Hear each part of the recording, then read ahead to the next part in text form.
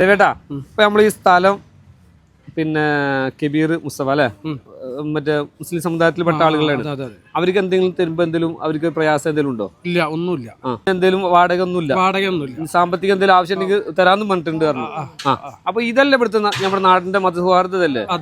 സത്യമായിട്ടും അല്ലേ? ഒരു ട്രെയിലർ ഇറങ്ങിയോണ്ടൊന്നും ഇവിടുത്തെ മതസൗഹാർദ്ദം നഷ്ടപ്പെടൂല. നഷ്ടപ്പെടുവോ? അങ്ങനെ നഷ്ടപ്പെടും നമ്മുടെ ഇവിടുത്തെ നാടിന്റെ മതസൗഹാർദ്ദം. അതെ അതെ, മൃഗൊക്കെ ഇതിന്റെ മെയിൻ. നമ്മുടെ നാട്ടില് വീട് അടുത്താണ് കാരക്കാട് കാടപ്പറമ്പത്ത് കാവിലെ വേലയാണ്. ഒരു അന്നദാനം കൊടുക്കണം. അത് ഞങ്ങള് 4-5 ഞങ്ങളെ സുഹൃത്തുക്കളും നമ്മളെ ഇക്കാ കൂടിയിട്ട് അങ്ങനെ എല്ലാരും കൂടിയിട്ടുണ്ട്. മൃഗൊക്കെ ഇതിൽ മെയിൻ കമ്മിറ്റിയാണ് അല്ലേ? ഇപ്പൊ രാവിലെ എത്ര മണിക്ക് സ്റ്റാർട്ട് ചെയ്തിരിക്കണം?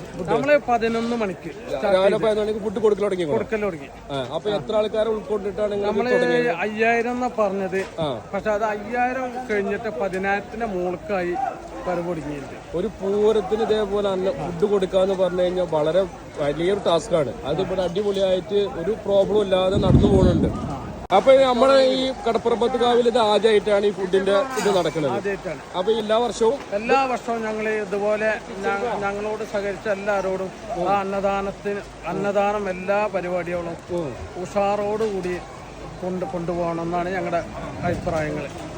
നമുക്കതിന് പറയാനുള്ളത് ഭംഗി പോലെ നടന്ന് ഇനി അടുത്ത കൊല്ലം ഉണ്ടാവട്ടെ എന്നാ പറയണം. നമ്മുടെ ഇപ്പത് 10-50 കൊല്ലത്തോളായി ധ്യാനം നടത്തിക്കൊണ്ടിരിക്കണം. ഇതിപ്പോ ഈ കടപ്പുറമ്പത്ത് കാവിലും നമുക്കത് വെക്കാനുള്ളൊരു യോഗം ഇവരെ കമ്മിറ്റി മുഖേന കിട്ടിയത് നന്ദി പറയുന്നു.